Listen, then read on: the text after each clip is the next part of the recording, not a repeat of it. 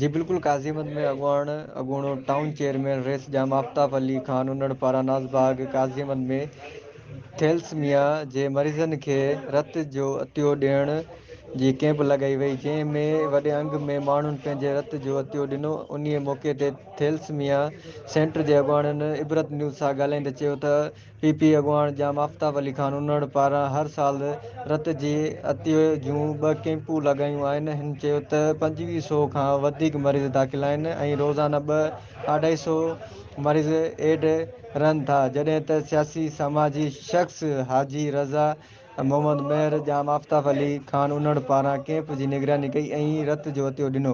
Reporter Jagdish Kumar Thakur, Ibrat news, काज़ीमत।